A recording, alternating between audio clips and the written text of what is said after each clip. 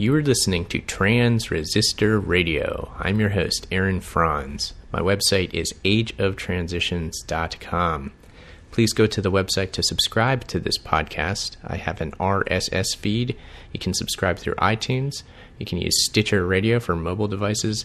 And you can actually download every single episode that I've ever done directly from ageoftransitions.com. So please go back, check the archive, look at the past episodes, and save them, listen to them whenever you want. You may find that there are a lot of episodes that interest you. I cover a wide range of topic on this show. So new listeners, please check it out. However you made it to this podcast, I'm glad that you did. I hope that you check out more. And I have done a previous interview with today's guest, who is author David McGowan.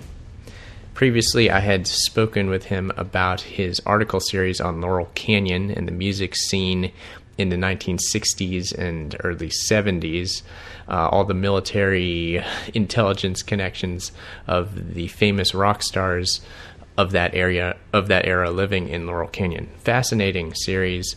It was a great interview, so go back and check that out. I'll actually be sure to post that interview in the post on Age of Transitions for this interview as well, so check the show notes on this show. I'll have that. I have links to Dave's site as well, and you're going to want to check it out because he has written a book based on that article series. It's very exciting. I know that you're going to enjoy this interview today, so thank you for listening to Transresistor Radio, and enjoy.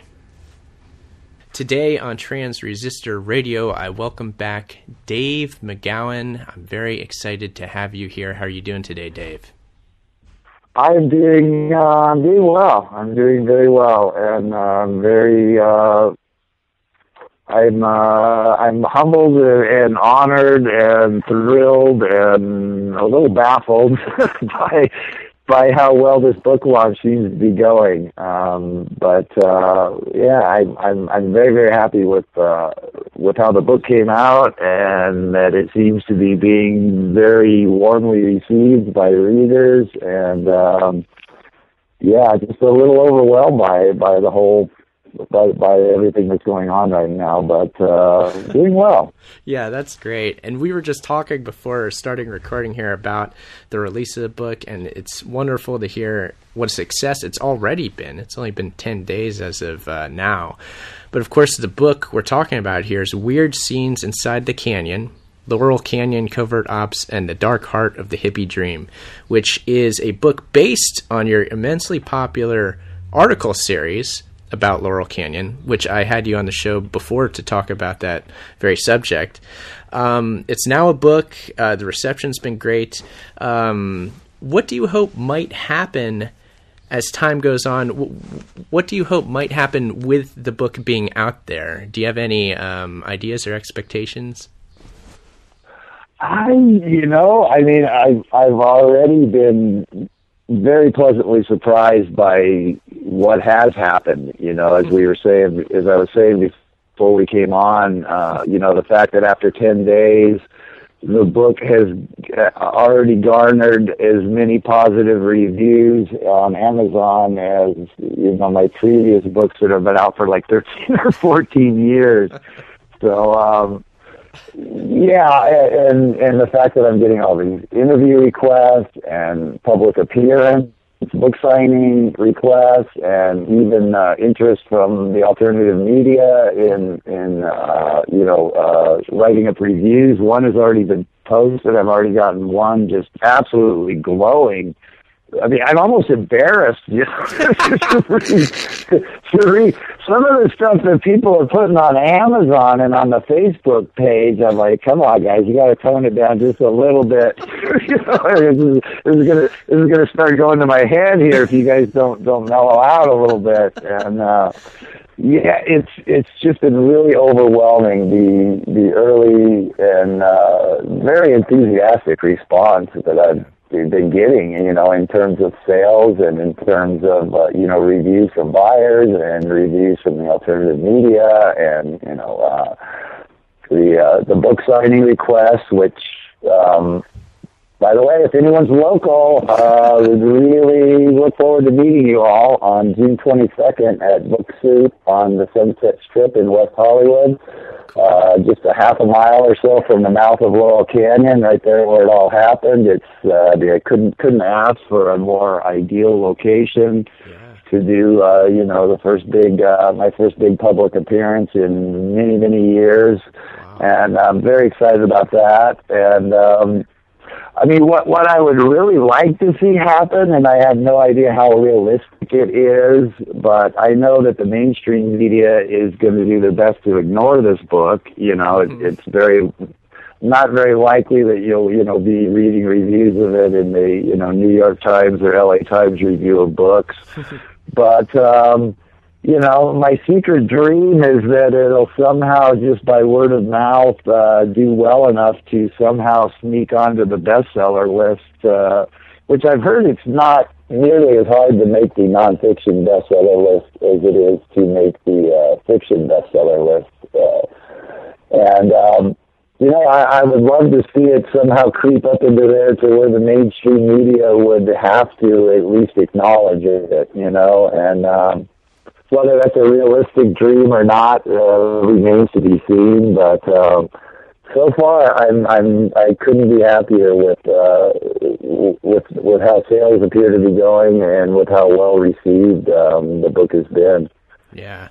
Well, it's well-deserved, Dave, and I'm glad to hear about the success. And I mean, just the subject matter alone is so unique, and there's so much research put into it. But I think the subject matter is what lends itself to popularity, because it's about popular music, something that people are into just by default. It's something that's easy to talk about, you know what I mean? So if you're at a party or something, this is a great sort of way to start up a conversation to get people thinking. So I mean, what do you think about that? Is about the ease of which people can talk about this subject as opposed to maybe like 9/11 or some of the other stuff you write about on your website? Absolutely. Yeah, it's decidedly less controversial than some of the subjects I've tackled, though, definitely not without controversy. But it is definitely the first thing that I've ever done that has a real potential for mainstream crossover.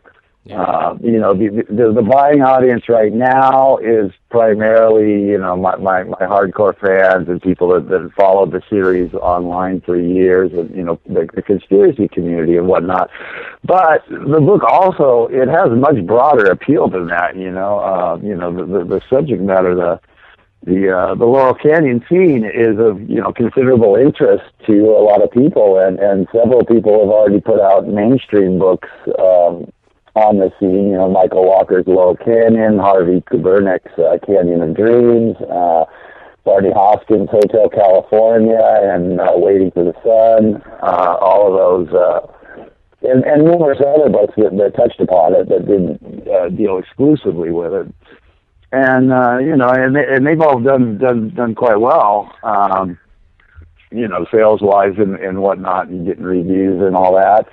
And so there's definitely a keen interest among a sector of the mainstream that's interested in reading more about that. And one of the interesting things about this book is when you go on Amazon, in the past, if you would have looked up like Program to Kill or something, it would say people who shop for this book also looked at. And then there's like a long list of, these crazy, bloodlines of the Illuminati and, what transformation of America, and all these really kind of out there, mind control type books. But when you look at this book, you see some of that, but you also see, like these books that I just mentioned, Michael Walker's and Hoskins and Kubernik's books. So, there's a very real potential for, people that have, followed that to, see my book and see that it's another book on the scene. And some of them may be in for quite a shock if they pick up a copy, but that there's a real interest in that. And, and let's face it, a lot of the artists that came out of Laurel Canyon are still very much iconic figures and very much, household names to this day. People like, Jim Morrison and the Doors and, the Mamas and the Papas and the Byrds and Buffalo Springfield and David Crosby and Stephen Stills and, just on and on and on, a very long list of people that to this day, a lot of people look on as, people that were hugely influential during a, important part of, period of their life. And, these people and these songs still have great resonance with a large sector of the population. So, so there's definitely some crossover potential there, and also, I hate to say it, but Charles Manson. There is a certain sector of the population that has a morbid fascination with all things Manson, and you could fill up an entire section of a bookstore with all the books that have been written on Charlie Manson, but people still want more, and there's a lot of Charlie Manson in this book. So, again, you have another, potentially large market, that could be interested in this book. So, it absolutely has the potential, to sort of cross over, into those markets, beyond just the initial conspiracy market, which is, the people that know about it now. So, we'll just have to see how it plays out, but, it definitely has that potential. So we shall see. Well, as we're saying, it is incredibly appealing, no doubt, but even so, with that appeal in mind, it's still going to be a challenging book for people that are kind of coming at this, and the people who haven't read the article series, that aren't familiar with you as an author. The book's going to challenge a lot of the idealized personas of these rock and roll figures, and this is going to be a difficult for a lot of people, or a difficult thing for a lot of people to do, rather. Why do you think somebody should do that in the first place? Why should you systematically tear down the personas of these rock and roll figures?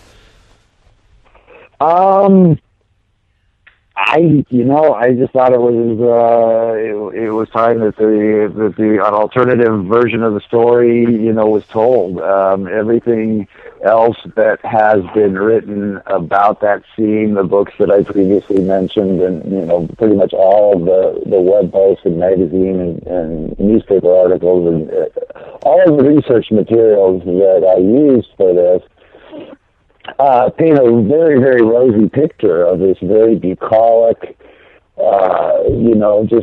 almost like a 60s paradise where, you had all these people sort of living communally in peace, love, and understanding, and, it was this time and place where you could just literally stroll down Laurel Canyon Boulevard and, on any given day you might find David Crosby and Eric Clapton jamming together in Mama Cass's front yard, and a couple blocks down the road there could be another group of people jamming in Frank Zappa's log cabin, and that's all very true. I mean, that was one aspect of the scene.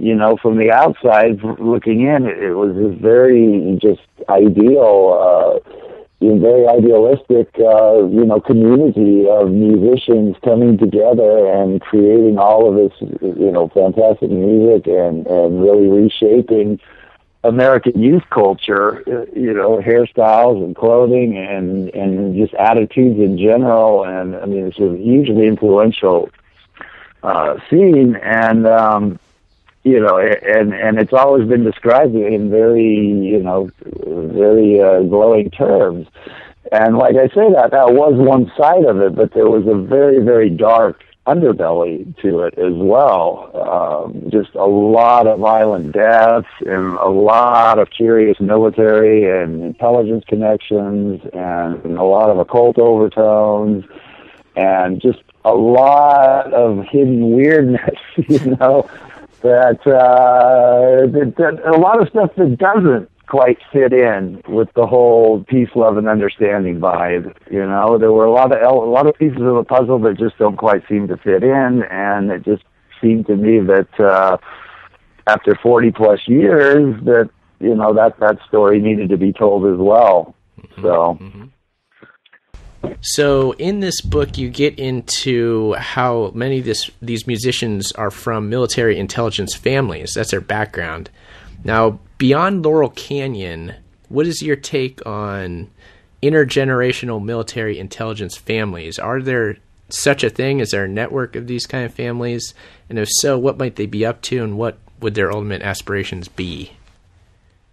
I believe that there is, yeah. I mean, I believe there's been sort of that has existed in the background for a very long time, and you know, that we are basically being, you know, slowly but surely, well, actually not all that slowly anymore, you know, steered into accepting a much more authoritarian police state type of existence than you know, than what America has always supposedly stood for. And you know, it's been a very insidious process, and has definitely been accelerated to a large extent in recent years. But you know, the ultimate goal, seems to be to convert Americans, well, the entire world, ultimately, into accepting and living with and even welcoming a very overt police state. And you know, it's becoming more and more evident here, you know, day by day. You know, I mean, it's unbelievable. The levels of police violence that are being accepted, you know, these days, and just, I mean, it seems like every day you can go on YouTube and watch another guy getting beaten to death while a group of cops stands around and watches, and nothing ever comes of it, you know. I mean, they seem to have like blanket immunity these days, and they seem to know that and act accordingly. And you know, I can only assume that that's due to the training that they're being given nowadays. And you know, I find it very disturbing that, you know, video after video, you can watch a whole group of cops standing around while some guy's being beat to death for apparently no reason, and none of them seem to have any moral qualms with that, and invariably they will all rally around and defend and, you know, whitewash the actions of the officers involved, you know, the whole department. Yeah. And, I mean, you just, I mean, and nothing ever happens. Nothing, you know, I mean, there's never any criminal prosecutions, and when there are, they don't go anywhere, and, you know, these officers just go on doing what they're doing, and, you know, it's becoming more and more overt every day that, and more obvious that the police in this country basically have blanket immunity to do as they please, you know. Yeah. I mean, a buddy of mine asked me like a couple of weeks ago. We were talking about I don't know what, and subject came up, and he said, "What do you think about capital punishment? You know, we've never talked about that." And my response was, "Do we even need it anymore? I don't, you know, why do we? The police can just execute you right on the streets with no repercussions whatsoever. So, you know, I mean." Do we even need it at this point? You know? Jeez. Yeah. So, you know, yeah, I mean, it's just getting really scary out there, you know, and seeing the wildly inappropriate law enforcement responses that we're seeing more and more, like in Boston, where, you know, they put half the city under martial law with shelter-in-place orders and no-knock searches, and you know, attack helicopters patrolling the skies and armored personnel carriers patrolling the streets, you know, all in pursuit of one 19-year-old kid who may or may not have been armed, you know, And we are now supposed to accept that as a normal and appropriate police response, and same thing with the Christopher Dorner case here, they had like half the state on tactical alert, put Big Bear Resort into and again, they were chasing one guy, and they mobilized like every officer from every department and, interdepartmental task force and brought in the military. I mean, they shot up a woman in a truck that looked like his. Remember that? Yeah, the LA Times actually published a report within the last week about the investigation of police actions, and there was it contains some mild criticism of some of the actions that the officers took, but basically, and at the end of the day, praise them for a fine performance. And make no mention of the fact that fuel pickup trucks were, during what I was going on, it was not safe to drive through Los Angeles in a pickup truck. Because two different people, two old elderly Asian ladies and some surfer kid, both almost got killed because they were driving a pickup truck on the wrong day. But yet there was no criticism of that. That wasn't that wasn't overreaction or anything. So it's insane what we're seeing. More and more. It was with police beatings, police shootings, and just these massive, overwhelming responses that even if we believe the official story, are just wildly out of proportion to any actual threat. Yeah.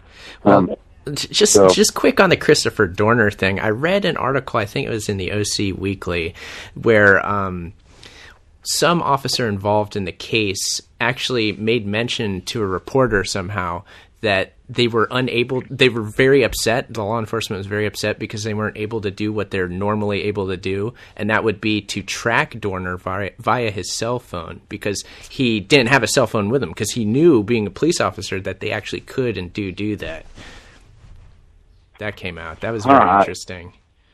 Yeah, I had not heard about that. Yeah, there were a lot of weird things about the Dorner case. Yeah, the whole thing was just really bizarre. But the fact that his mother was like casually eating lunch in some diner while the cabin that he was in was burning. I don't know if you saw. That was just bizarre. Yeah. You got to wonder. Was any of that even real? That was just so bizarre. Here's her son being burned alive on live TV, and she's sitting there in a casually dining in a coffee shop while the TV's playing over her shoulder. It was just watching the death of her son. Just beyond bizarre. Some aspects of that whole thing, and and like half of the LAPD was mobilized to protect other LAPD officers, who supposedly were on this guy.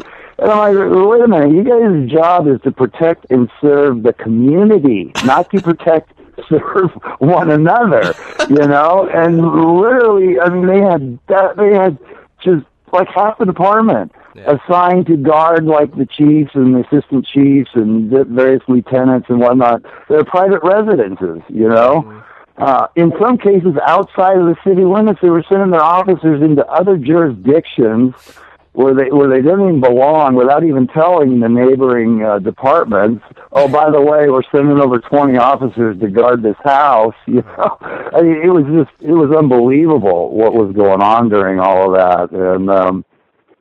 And if that's a preview of what the entire country is going to look like in 10, 20 years, that's pretty damn scary. Yeah. And like you say, it's so bizarre. It's almost like you're watching a movie, and then you have Dorner's mother like watching it on TV as if it is a movie or something. So you get this strange blur between reality and fiction, and this is something that I love to talk about on the show. As well, I also like to cover the military's involvement in the production of Hollywood films, because it's quite well publicized that they do.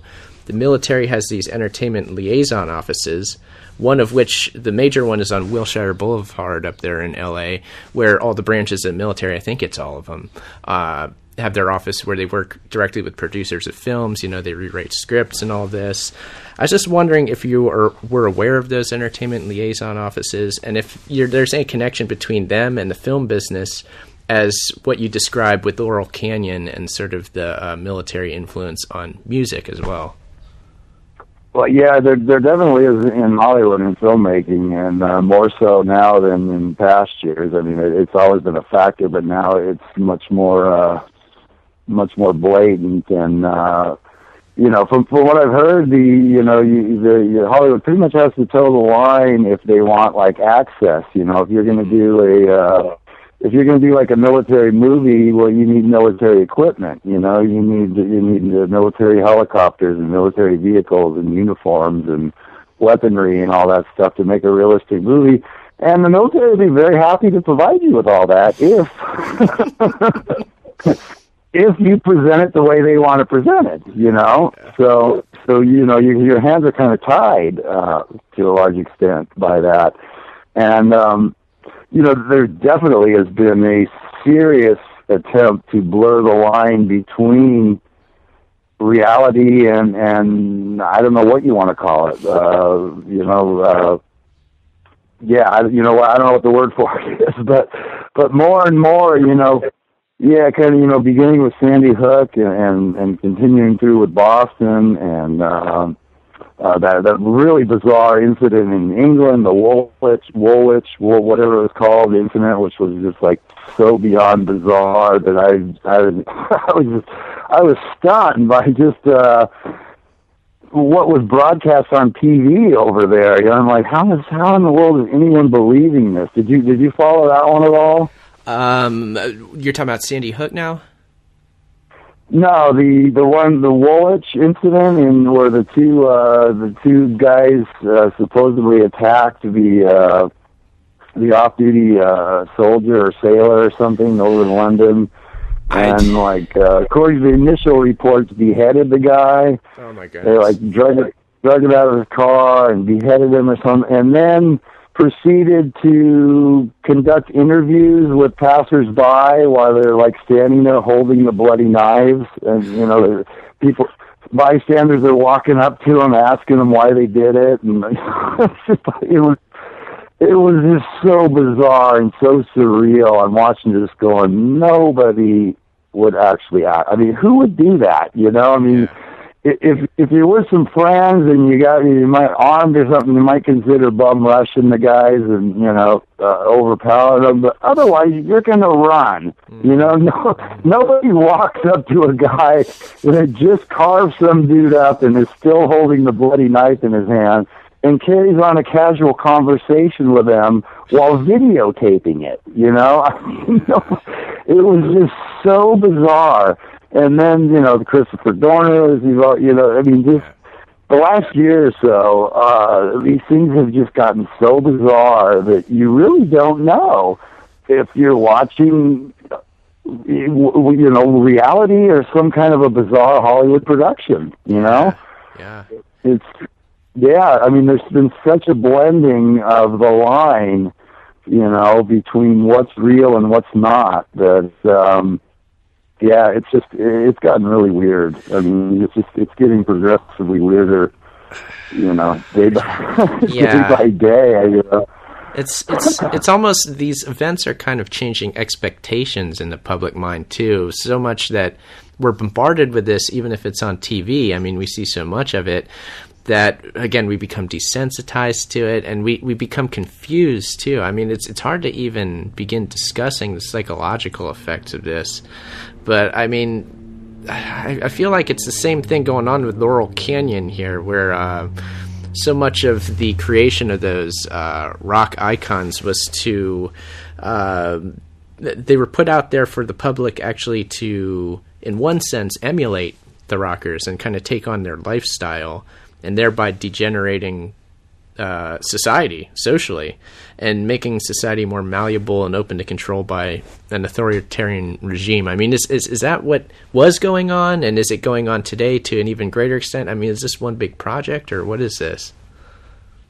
Yeah, I believe so. You know, I mean, I believe these are processes that have been at work in American society and in all of Western society for a very long time. And, you know, what we're seeing now is the fruits of all of those, you know, decades of work to get us to this point, to, you know, to where we're literally on the verge of, you know, seeing a major transformation of American society. I mean, we already have, you know, the world has changed so much since 9/11, you know, I mean, it's, the world we live in now is all but unrecognizable from what it was on September 10th, 2001, you know, and, but it really seems like we're barreling headlong into even more significant changes, and yeah, I think these are processes that have been in the works for a long time, and yeah, we're getting to a very dangerous point, you know, I think, and so yeah, I don't know. well, on the proactive side here, Dave, what do you think? What sort of things can the average person do in the face of all this? I mean, it's one thing to understand it, but are there any kind of steps we can do, or any sort of dynamic actions we can take to sort of change things for the better here? Oh God, I wish I had I wish I had a hard and fast answer for that. You know, I mean, I'm just trying to do what I can to raise awareness and wake more people up, you know, and you know, I wish I knew of other things that I could do, you know, but sure. Yeah, you know, they got a big head start on us, you know. Yeah. These are not stupid people. These are very bright people who have, you know, studied these things and, you know, ways to influence and shape society for many, many decades. And, you know, we got a lot of catching up to do to figure out how to reverse it. Yeah, I really wish I had an answer for that. But well, you're right in that knowledge is empowering, and knowledge of what's going on is certainly empowering. And you know, getting a different take on what was going on in Laurel Canyon, I think, is very useful. I know it's very useful to even, you know, hold your heroes up to account and question them and kind of reevaluate things and go like, now wait a minute, is this person really what I thought they were? And if not, then what effect has that had on me, and how could I maybe change myself for the better now that I have this new information? So, I mean, there's no doubt about it that knowledge is empowering. I mean, wouldn't you agree with that? Oh, absolutely. And, you know, it seems like they're kind of trying to stack the deck against us more and more. You know, the last two, you know, kind of big, real high-profile, multi-victim, you know, events, so to speak, Sandy Hook in Boston, they become increasingly hard to criticize, you know, because in Sandy Hook, you're dealing with kids, you know, I mean, little 3, 4, 5-year-old kids were the victims, you know, and any criticism of the official story comes off as a lack of sympathy for these alleged kids who may or may not have ever even existed, you know. And they think in Boston there was so much emphasis on these survivors, you know, way more so than we've ever seen before. I mean, I don't remember any one of these incidents where there was so much focus on these survivors and how badly injured they were, and this parade of amputees that we've seen now for an entire year, you know, popping up at major sporting events and various things, you know, and they just keep sticking them in our face, you know, and we're supposed to feel all this deep sympathy for the victims, and, you know, that makes it much harder to, you know, to critique the official story of what really happened, because you come off as this completely unsympathetic cretin, you know, who has no sympathy for these people who have lost body parts, supposedly, you know. So So they really seem to be kind of turning up the pressure, to a certain extent. Against us as critics and as people who are trying to raise awareness, they seem to be trying to make that increasingly difficult to do. Yeah. Well, one major aspect of warfare is psychological warfare. It may, some military people have actually said that that's the most important thing, actually. And so, that's what I see this as. It's they know how to pull at the heartstrings, so they can go about either amplifying sympathy in the public or coming up with stories that they make up to one extent or another just so that they can play that sympathy card so that you're emotionally involved and that you can't critically analyze what actually might have happened. Yeah, absolutely. Psychological warfare is absolutely paramount nowadays, or mind war, as it's sometimes called. And that's something they've been working on for a very long time. All the way back to in Vietnam days, they were talking about winning the hearts and minds of the Vietnamese people. Didn't work out too well. So for at least 50 years now, that has been a primary focus of the military and intelligence community is waging the psychological war. Yeah. And they've made very large advances. All that research wasn't done for nothing, and all these years of experience and testing and trial and error, they're very good at it now. It's become a real art form and a very refined science at this point, and they know exactly what they're doing. Mm-hmm. And we have to defend against that the best we can, and we have to learn to modify our techniques as necessary to counter, their various new tactics that they will continue to trot out. So, it's a daunting task, but we've got to do it, or mm-hmm. the alternative is not acceptable. For those of us who have kids, especially, doing nothing and turning a blind eye is not acceptable. Yeah. From my point of view, anyway, Yeah, no. Burying your head in the sand is not the answer. Mm-hmm. It may seem like the easiest thing to do, but it's going to be the hardest. Definitely not. It's going to bring about the hardest reality in the end. Is what it does. Yeah. Yeah. You live in Los Angeles, so you're in the heart of what's going on here, or you're in the heart of things of Laurel Canyon, this whole story. It's close geographically to you. I was just wondering, when you drive around town or you're maybe exploring Laurel Canyon for whatever reason, do you ever get any sort of creepy vibes, or do you have any interesting stories of stuff that might have happened that just kind of do you ever get the creeps going anywhere about town, or do you ever see any interesting things that relate to your Laurel Canyon book here?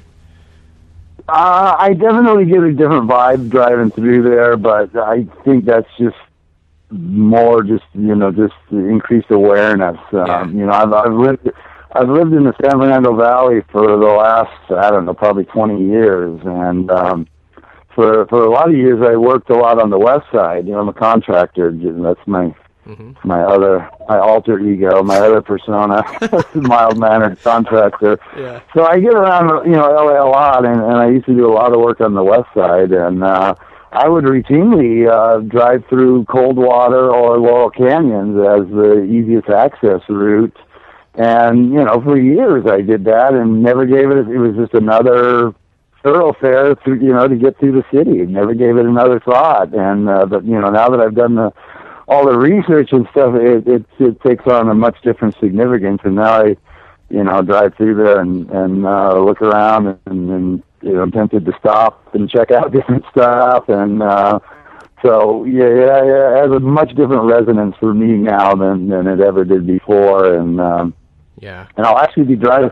I'll actually be driving through there to get from my house to Book Soup. So it's going to be like I will have just freshly arrived at the bookstore from Laurel Canyon when I appear there next month. So that's going to be kind of weird. So yeah, it definitely has a much different vibe to it than it ever did before. Whether that's a characteristic of Laurel Canyon itself, some people have suggested that there's some kind of a energy vortex there, or some, I don't really deal with all that kind of stuff too much. Yeah, it really interests me. So all I can say is that for me personally, it definitely has a much different vibe now than it did for the first 40-some years of my life. Yeah. Well, I mean, L.A. is famous for hosting all kinds of cults. I mean, they've come and gone throughout the years here. And I also wondered about Murphy Ranch. Have you been out there lately? And I wonder if do you make mention of Murphy Ranch in the book at all? Because I remember it was in the original article series.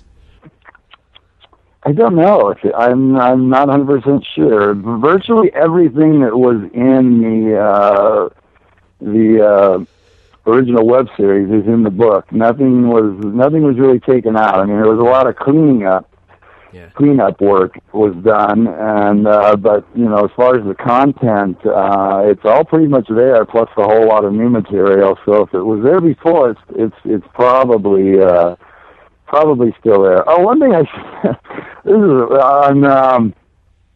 on New Year's Eve, this past New Year's Eve, just 5 months ago, a buddy and I were going to go down to Hollywood for the night and just kind of bop around and see what was going on down there. And at the last minute, my buddy got a call from a friend of his who had been invited to a party where there was going to be a band playing, and it was going to be catered and open bar and all this stuff. And he said, you guys should, come to the party rather than, just going down and bopping around Hollywood. And so he's on the phone with the guy, and I asked him, well, where's the party at? And he said, I don't know. And he asked the guy, and turns back, he said, it's in Laurel Canyon. I said, well, we are going. We have a new plan now. And not only was it in Laurel Canyon, it was at a home with, industry significance. It was the house that it was held at was one time owned by Bob Fosse, film director that did All That Jazz, I think, was the biggest thing he ever did. And then after that, it had been owned for a while by some guy who calls himself McHugh or something, who directed the Charlie's Angels movies. And the theme of the party was Boogie Nights, the early 70s porn thing. So everybody, virtually, and most of these people were Hollywood people that have access to wardrobe departments and whatnot. So virtually everyone there was in period dress, 60s and 70s bell bottoms and paisley and afro wigs and big sunglasses, and and that was without question one of the weirdest nights of my life to be in Laurel Canyon, just like a stone's throw from the Wonderland Death House and all of these other landmarks. Yeah. In a film director's home where everyone was dressed as if it was 1972, and band was playing Doors music. I mean, it was just bizarre. It was like some kind of a weird having flashbacks to a 1970s acid trip or something. And I mean, it was just really bizarre. It was for that evening, I had literally been transported into the very time and place that I've spent the last, 6-7 years researching and writing about. And just a really weird night, man. Just very cool. Just bizarre, but very cool, yeah. And just out of nowhere. It just popped up out of nowhere, and next thing you know, here we are in this house in Laurel Canyon listening to Doors music surrounded by people that look like they just stepped out of 1972 or something. It was just It was beyond bizarre. Really, just a really cool experience, and yeah. So that was a strange one. Yeah. Now. Hey, I completely forgot what question I was looking at. No, you hit it. I was just, I just kind of want to get your take of LA life, and, because you're so close to it, it really, I think that's probably one of the reasons why you did so good writing this, is because you are geographically closer to it, and that gets you closer to any given subject. I mean, you just have more connection to it. That's the way things go. So I think that's part of what's going on here. And yeah, I took quite a few trips through there while I was working on the writing, and stopped and took pictures, and I still intend to go back and get more pictures, actually. Mm-hmm. The problem is that there's virtually no place to park in Laurel Canyon. There's nowhere to really leave your car. Yeah. So it makes it kind of hard to get around. But yeah, I spent a lot of time there just getting a feel for the place and looking around and just trying to picture in my mind, what it would have been like to be there in 1969 with all of these colorful characters, intermingling. And so, yeah, I mean, I think that definitely helped to capture, to better capture the whole, kind of spirit and mood of the time. Yeah. In the book that I wouldn't have been able to do if I was writing about something that happened in, New York or overseas or whatever. Yeah. I'm not sure if you're aware of this, but I do know that Kenneth Anger from time to time will do like a showing of Lucifer Rising or one of his other films, and he'll do a little Q&A session. I'm not sure if you've knew that happened. What do you think about the idea of going down there and doing a We Are Change style confrontation of him, where you ask him the tough questions? You ever think about doing that? I didn't know he was. I thought he was deceased. I didn't know he was still alive. Is he still alive? I thought he was gone, actually. Yeah, I know a couple of people that saw him just a couple of weeks ago, like 2 or 3 weeks ago. It was a screening. Really? A screening of Lucifer Rising at one of those theaters in Hollywood, and he kind of got up on stage, and I guess he's a little tired. It sounded like he was bored. He might be interested to get some tough questions thrown at him. It might liven up his life a little bit. What do you think? Hey, yeah, he can't be all that young a guy anymore. I mean, I'm not all that young, and he's got a couple decades on me at least. So, I mean, yeah, he's got to be like pushing 80, I would think. Yeah, I think he's in his 70s. I think he made his first film like in the late 50s. I think his first early experimental films, I think, were made like in the. So like 65. He's got to be really old, isn't he? Yeah, he's definitely. I think he's in his 70s. I don't know, but yeah, he is old for sure. Yeah, no doubt. Yeah, I for some reason I had it in my mind that he had passed away a while ago, but apparently not. Yeah. I know quite a few people that were alive when I began this series are no longer around. Jim Morrison's dad, died while the series was in progress, and a number of other people. Yeah, there's fewer and fewer living witnesses, that are out there these days. Because I mean, this scene began, circa 1964. It's 50 years, So yeah, it's been quite a while. So it has been. Yeah.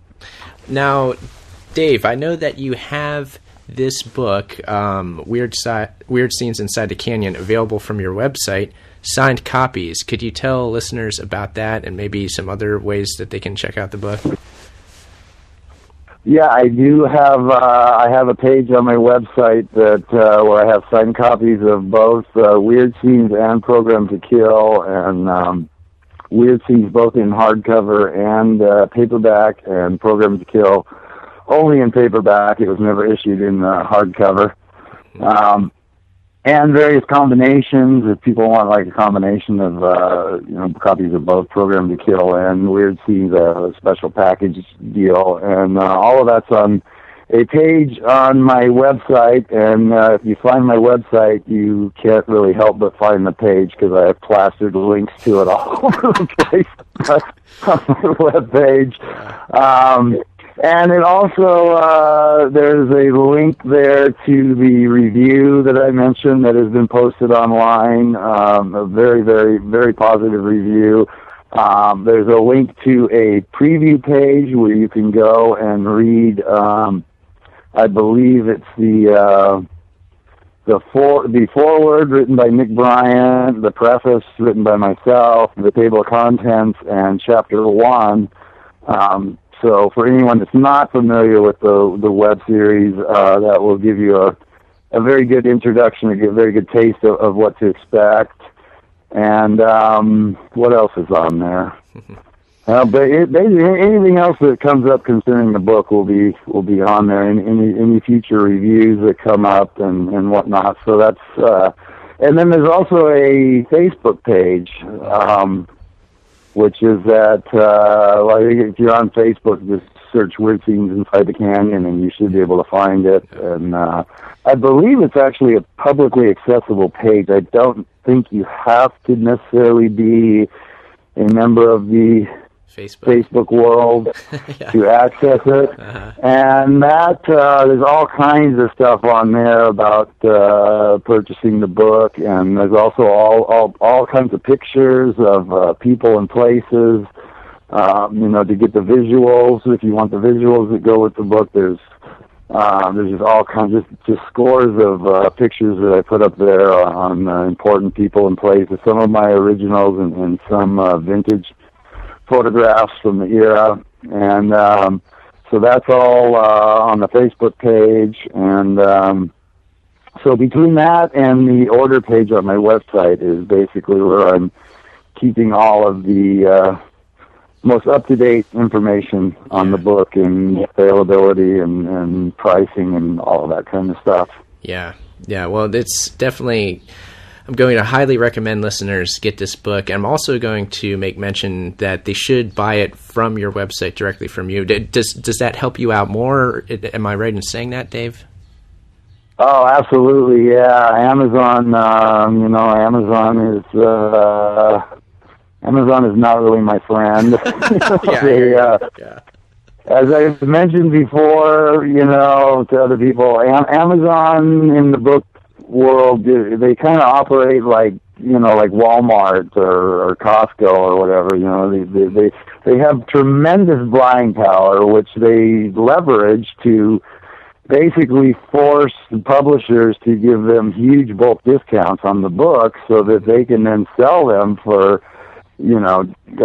deeply discounted prices while still making a hefty profit. And that benefits Amazon, and the argument could be made that it benefits consumers as well, because you're getting the lowest possible price on the book. But it certainly doesn't do any favors to either the publisher or the authors. I mean, what it means is that the publisher makes a considerably less net profit on each book sold, and my royalties, as with all authors, are based on a percentage of net profits. So the less they make off the book, the less I make off the book. So like I say, Amazon's policies benefit Amazon, and some people seem to think that they benefit consumers, but the reality is, in the long run, that we all pay for those kind of policies, in terms of rapidly disappearing bookstores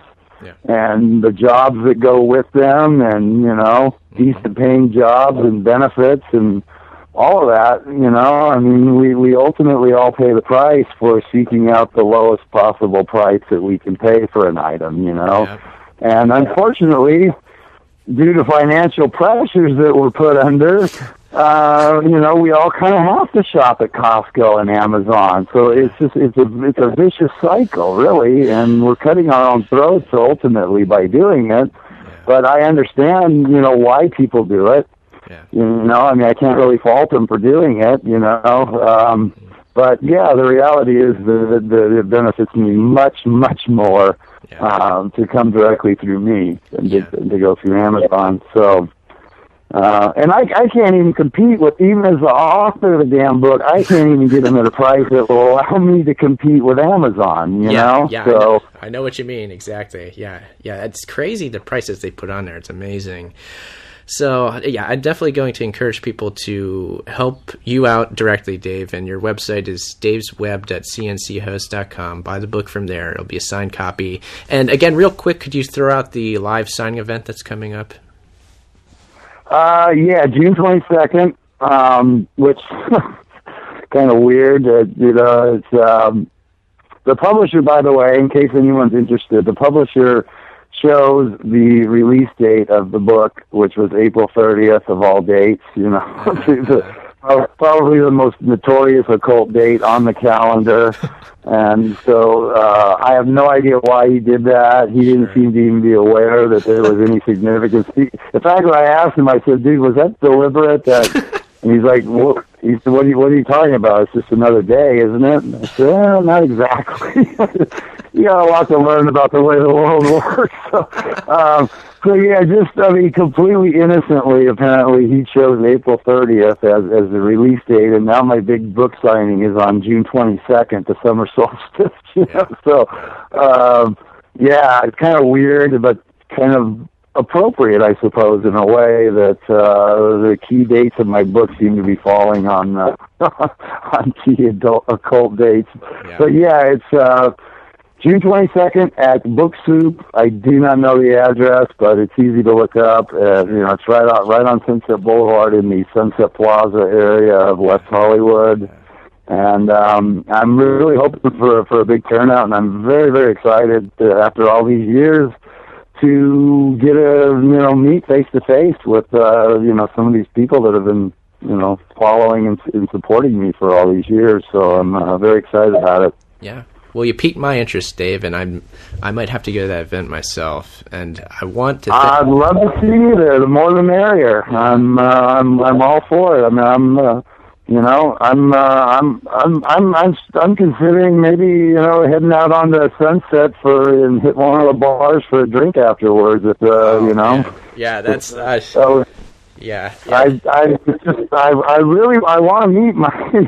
I think I want to meet my fans. I may decide after the event that I don't want to meet my fans, but for now, I am very, very excited. I really am. I am truly, really looking forward to to getting out and meeting some of these people that have been emailing me and following me for all these many years. Yeah, no, that's awesome, Dave, and I do really want to make it up there. So we'll find a babysitter. You're in San Diego? I'm down here in Long Beach, so I'm certainly within reach. So yeah, you're not too far at all then. Yeah. Okay. I'm going to make my way up there. So definitely gonna have to do that. Yeah, the issue for me is my child, but I can take care of that, no problem. So looking forward to that event. I have a second one that's tentatively scheduled for this month, actually, for just 2 weeks from today on May 24th at an art gallery in Burbank, but not sure if the guy's going to be able to get the books and get it promoted in time. He said we might have to change the date, and so that one's in a state of flux right now, so I don't want to commit that date to anyone at this point, but the June 22nd one at Book Soup is that one is definitely on. It's a go. Yeah. Cool. What's that? I said it's a go. It's a go. It's a go. It is good to go. 4:00. I forgot the time. Yeah, June 22nd, 4 p.m. at Book Soup, and that one is for sure at this point. So, I will, as I say, the way to keep updated on the other one, the Burbank one, if that works better for anyone out there, is through the Facebook page and my website. I will keep people updated as that one takes shape. So. Absolutely. Well, I want to thank you very much for being here, Dave. I also want to say congratulations on all the recent success. Thank you very much. I'm like I say, I'm still kind of adapting to it, and I I don't know. I don't know if I want it to be too successful. You know, then people are going to start like accusing me of being a sellout and shit. You know. He's gone mainstream now. He's a sellout. You know. And I was like, well, what are you gonna do? just no matter what, just try to avoid Oprah's book club, and I think you'll be all right. Oh, man. I will take that advice. Okay, man. Take care, Dave. Thank you for listening to this episode of Trans Resistor Radio. I do hope you will all check out Dave's new book, Weird Scenes Inside the Canyon. I know that I am legitimately excited about that book signing, and I am planning on being there. So if you're in the area, I hope maybe we'll see you there too. But regardless, no matter where you're at, you're going to want to get a copy of this book because it's going to be a good thing to have. It's going to be an easy thing to share with others, as we were talking about earlier on in the interview. This is an easy topic to get a discussion going with anybody, really. This is a nice foot inside the door sort of conversation starter. So it really is great in that respect. So be sure to check out Dave's website, his book. I'll have the links posted in the show notes for this interview. Of course, my website is ageoftransitions.com. So any listeners, be sure to go there to get more information, all the relevant links. And also, go to ageoftransitions.com to subscribe to this podcast. Subscribe to Trans Resistor Radio. I hope you will do that. I hope you'll go back into the archive of past episodes and listen to those. And I want to thank anybody who has been a listener. And I just want to thank people who may be new listeners as well. So it's very exciting.